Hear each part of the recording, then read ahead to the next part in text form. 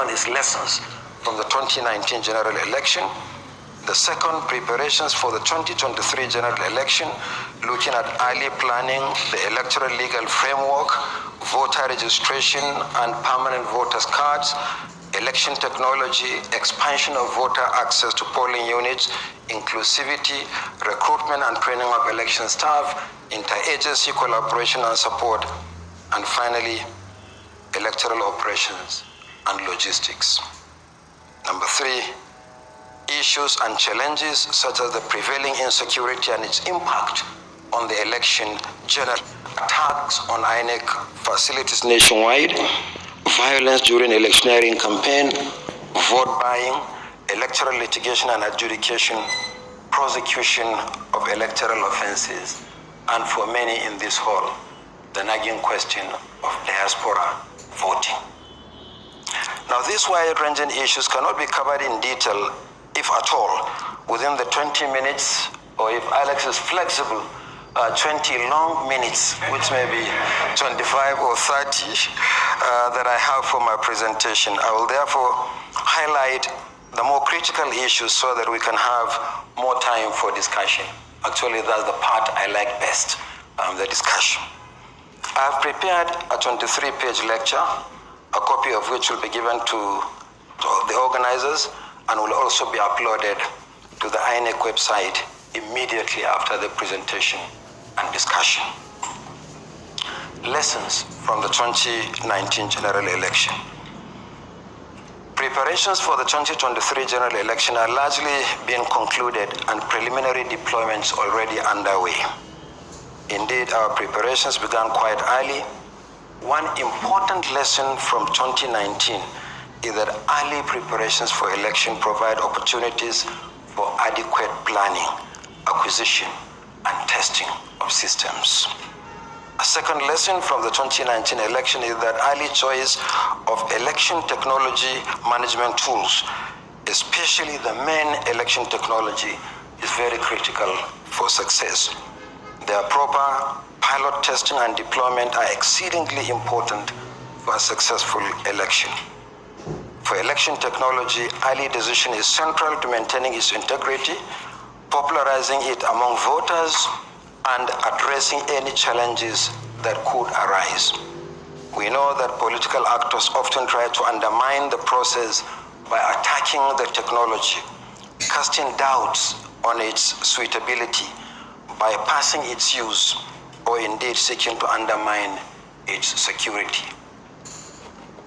This informed the early choice of a new voter accreditation technology using an electronic device called the bimodal voter accreditation system. We have tested it in several by-elections and off-cycle governorship elections. In addition, the decision to make polling unit election results available for public viewing, which has always been a major demand by citizens and election observers, falls into this early choice of election technology. The INEC Results Viewing Portal, the IREV, is a dedicated web portal for the public view of polling unit results as soon as they are finalized on election day. This has been employed in several elections conducted by the Commission in the past few years. In particular, the uploading of polling unit results to the IREV portal has been deployed in 105 constituencies where the Commission conducted off-season elections since August 2020. The result can still be viewed on the portal, making the IREV an invaluable repository of election results in Nigeria. It is actually our biggest archives for election results. And citizens and anybody who registers on the portal can still view the results for all the 105 constituencies. And I kept asking those who care to approach the Commission that what we have been doing is given to party agents at polling units on election day. And I've consistently asked candidates and politicians to compare the results on the IREV portal with the hard copies brought by their polling agents from the polling units. ask them if there were discrepancies. It's 99.99% accurate, and the results are still there in the report. Now, a further lesson from the 2019 general election, which is helping us immensely in our preparations for 2023, is that an early finalization of changes to the Electoral Act, the principal legal basis for elections, is critical to proper organization of elections. In the build-up to the 2019 general election, there was an unending back and forth between the executive and legislative arms of government on the Electoral Act. And in the end, the amendment was stalled. And one consequence of this was that INEC could not conclude work on the regulations and guidelines for the election, which are meant to drive from and be consistent with the Electoral Act as early as we intended. Since the Commission has no say as such in the passing of the Act, it had to wait for a final document to emerge from the process, which ultimately did not materialize. The several recommendations that the Commission made to the National Assembly to include them in the amended Act to improve the quality of elections, such as the strengthening of the use of technology, early conclusion of candidates' nomination, as well as the timely funding of elections, never ultimately became law. It is noteworthy that this time around, the Electoral Act 2022 was passed in good time, and it has addressed some of the issues and challenges we encountered in 2019. The last lesson from the 2019 general election is funding, an early release of funds to the Commission, which are also very important to well-organized elections. And partly because of delays in finalizing the electoral legal framework for the 2019 general election, finalizing the budget for the election, and arranging a good schedule for fund releases to the Commission. All this was rather tardy and challenging to the Commission. And to add to the pressure on the Commission, there were over 14 million more voters to cater for in 2019 compared to 2015. It required painstaking and prolonged engagements with the Commission, and both the executive within the Commission and between the executive and the legislative arms of government for us to make some headway. And given that practically all activities for the elections depended on funds, printing of ballot papers, the result sheets, to hiring of election staff and transport providers, the Commission could not meet many of its targets in preparing for the 2019 general elections. So, learning from this experience, what have we been doing to make sure that 2023 is better than 2019? The first point to make is election planning. Learning from the 2019 general election, a great deal of forward planning and engagements have been undertaken, and many aspects of our preparations attest to that. First, we concluded the new 4-year strategic plan and strategic program of action, as well as the 2023 election project plan, over 18 months prior to the date set for the election. So these planning tools were ready 18 months ahead of the elections, which gave us a very good start. Then the Electoral Act.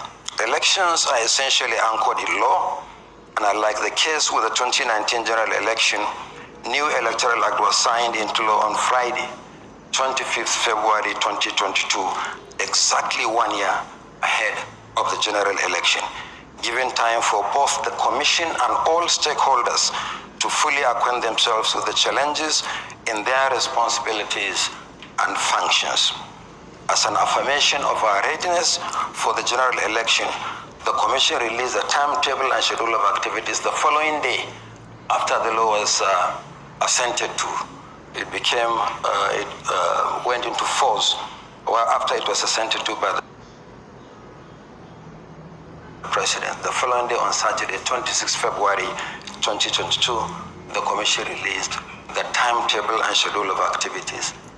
It contains 14 activities to be implemented from the publication of notice of poll to election day. And I'm happy to say that the Commission has accomplished so far 11 out of the 14 activities for the election, and all of them on schedule. So there are only 3 activities outstanding. The new law contains some very important changes that hold the potentials for improving the quality of Nigeria's election. I've identified 10 most important provisions in the new law, but time will not permit me to go through all the 10. But they're all listed in the lecture, which, as I said, will be made available immediately after today's session. Related to the Electoral Act are the regulations and guidelines. The Commission has powers under the law to come up with regulations and guidelines to govern the conduct of election, drawing from the provisions of the Constitution and the Electoral Act. The Constitution cannot be expected to say everything. So members of the National Assembly, drawing from their powers under the Constitution, make subsidiary legislation.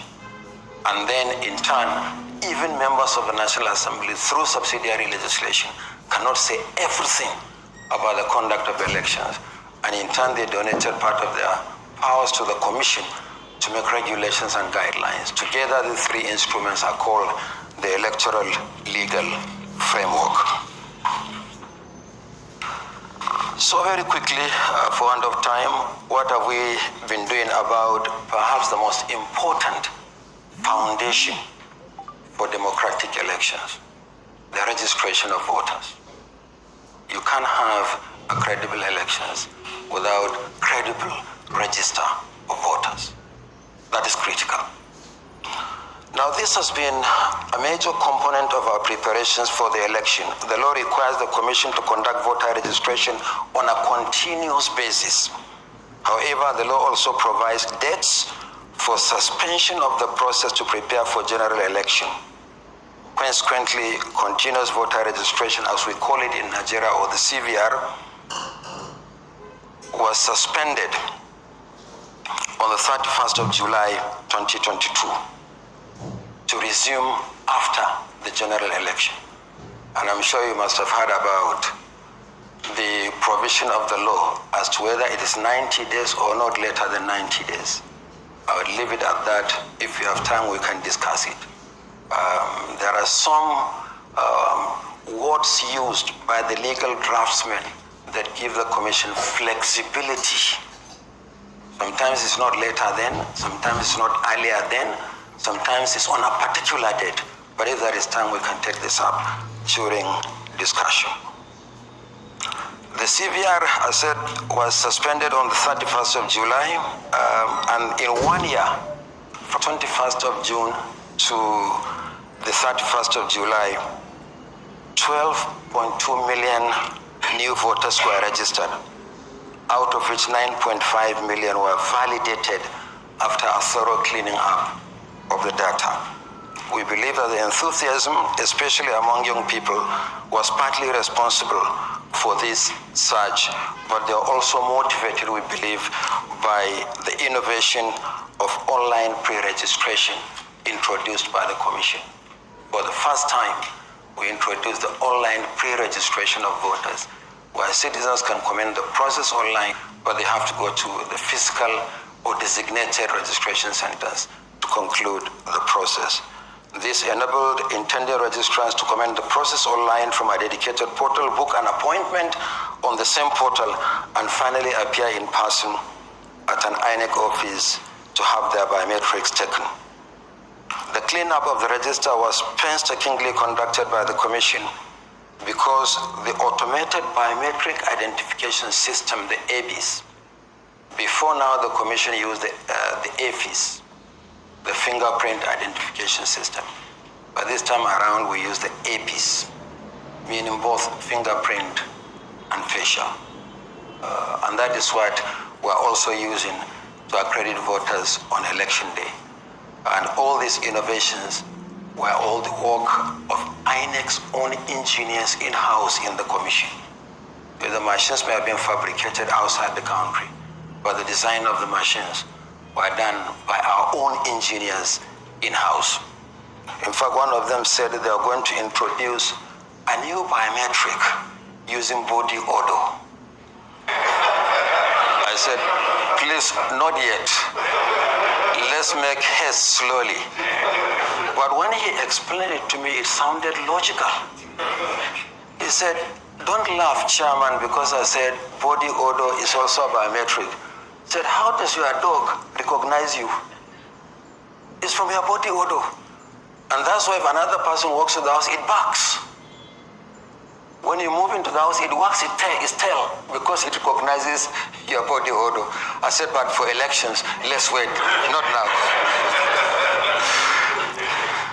So we use the ABs to clean up the register. But also, that is something that is perhaps peculiarly Nigerian. Who owns the register of voters? It's the people of Nigeria. The law says that when we finish registering new voters, we should add them to the existing register of voters, meaning that the 9.5 million that we cleaned up after the last CVR should be added to the 84 million registered voters for the 2019 general election, and then subject it to scrutiny, claims, and objections by Nigerians. And this requires the printing of hard copies of the register and displaying same in 8,809 wards and 774 local government areas. For that alone, we printed over 9 million pages for that exercise. So at community level, citizens can look at the register, tell us, are there ineligible persons on the register? Persons who, by virtue of age, are not supposed to be on the register, or citizenship, or the deceased, or multiple registrants. Again, because of the Electoral Act 2022, we did something that was novel. We published the entire National Register of Voters on our website. And citizens had access to them, and you probably saw on the social media how they're picking up pictures of people all over and saying all manner of things on the social media. Now, the purpose of claims and objections is that people whose names have been misspelled or their personal details, or they have realized that there are some people that shouldn't be on the register, it was their responsibility to inform the commission.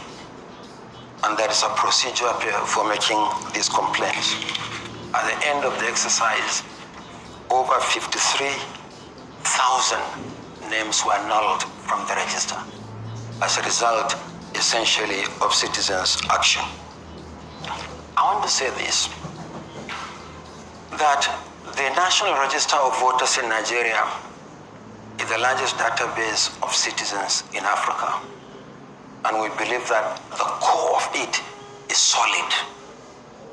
But like every database, it's not perfect. And we'll continue to work to improve on that database. One of the complaints we received arising from the claims and objections said that there were underage voters in 15 states, and they submitted an 138-page document. And personally, I took time to study the document, line by line, blow by blow. They identified 21,000 plus in eligible registrants in the 15 states. And so I asked them, is that all you have identified? They said, that's all that they have identified. But in the 15 states, there are 37 million registered voters. So the 21,000, in terms of percentage, comes to 0.06% of 37 million, meaning that 99.94% of the register is solid. So we'll continue to engage citizens on this. And as I said, once the backbone of the register is solid, then all we need to do is to continuously update. Some of you may be aware as Nigerians that with every general election until 2010 to register. But as you can see, the number has been increasing.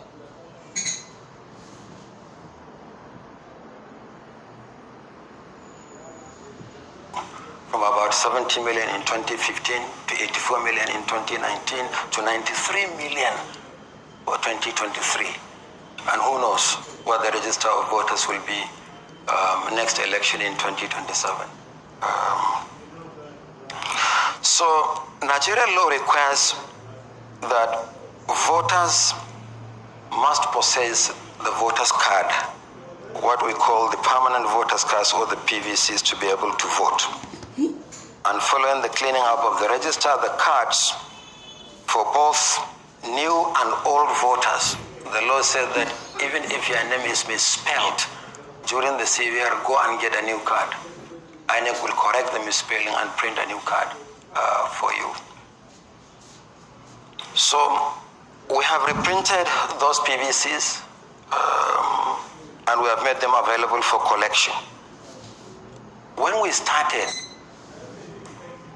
making the cards available for collection, we operated at the level of the local government area 774. We later devolved the collection to 8,809 wards.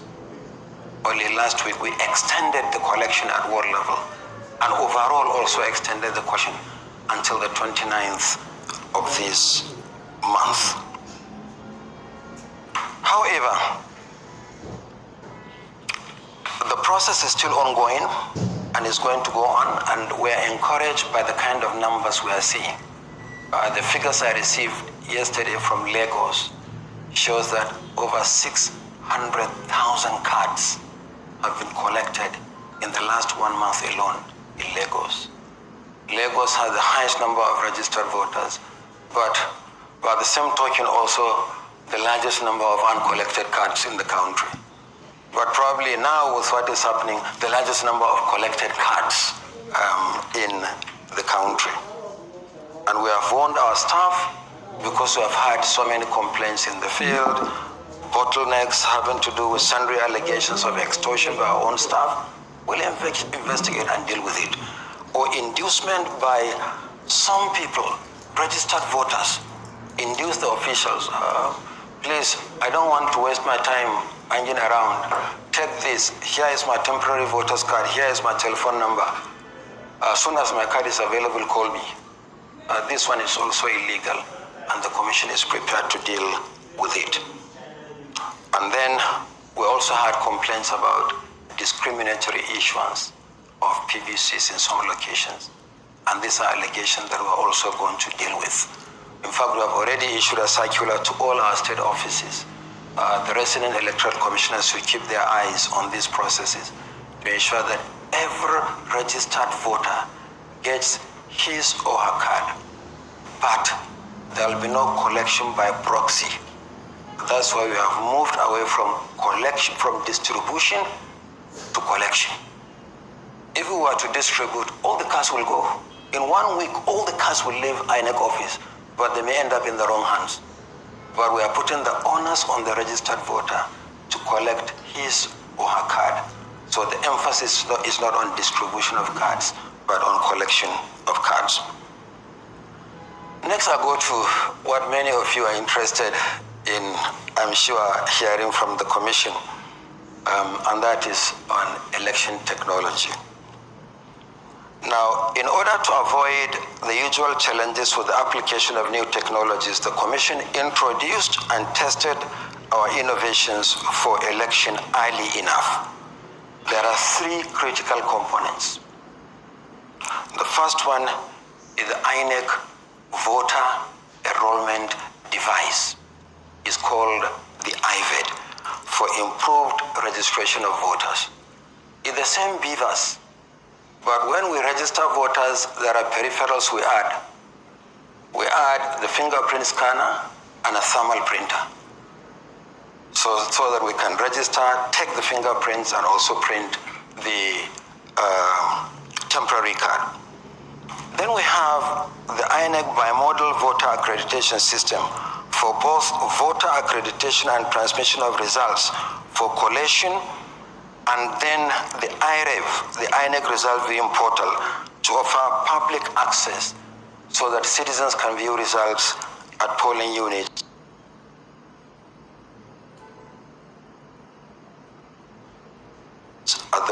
analysis conclude. IVET has been deployed in the recent CVR, and as I said, we have 93.4 million registered voters, of which 37 million, that's 39.5%, are young people, young Nigerians between the ages of 18 and 34. And then they are closely followed by 33.4 million or 35.75% middle-aged voters between the ages of 35 and 49. Put together, these two categories constitute 75.39% of registered voters in Nigeria. So actually the 2023 election is the election of the young people.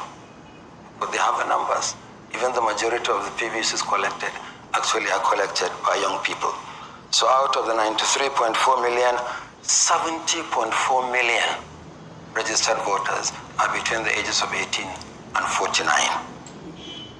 Already their PVCs, as I said, are available and are being collected, and the collection of the cards will end on the 29th of January.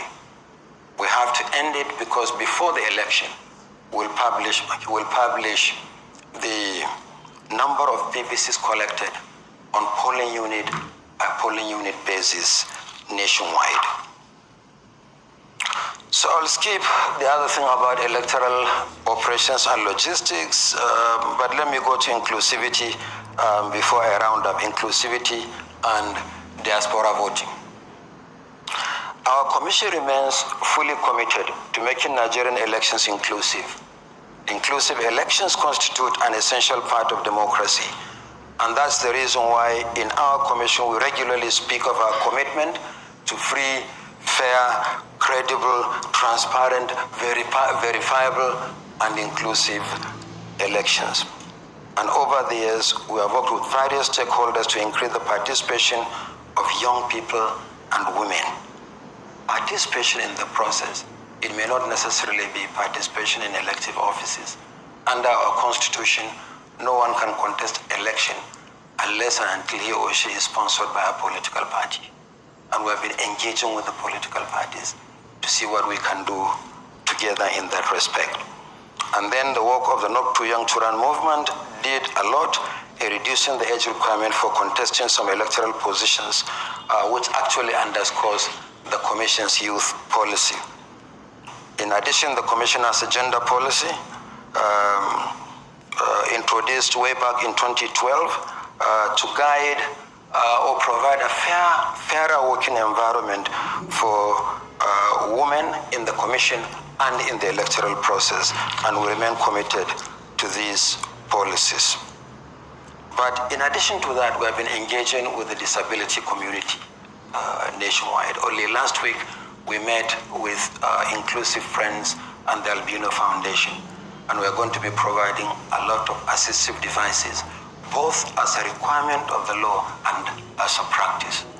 The albinos complained that we should help them to be able to see the logos of the political parties on the ballot papers better, and so we introduced magnifying glasses.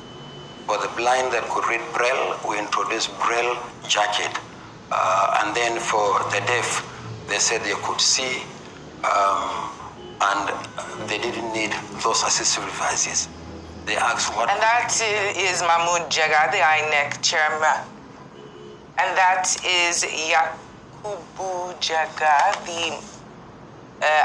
Yakubu Mahmud, the INEC chairman, speaking at the famed think tank Chatham House in the UK, sharing the progress of INEC with a 23-page lecture centered on 3 areas of concentration for the upcoming elections in February, all of which will be prepared and uploaded to the INEC website. The areas discussed centered on the preparations, planning, and testing of the system's election technology management tools, pilot testing and deployment of these technologies, and of course the advancement of election technology and the likes.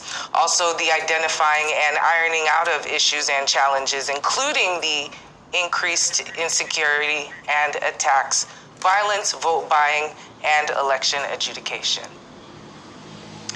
Let's cross live to Ekiti State, southwest Nigeria, where the People's Democratic Party is canvassing votes for its presidential candidate, Atiku Abubakar, ahead of next month's election.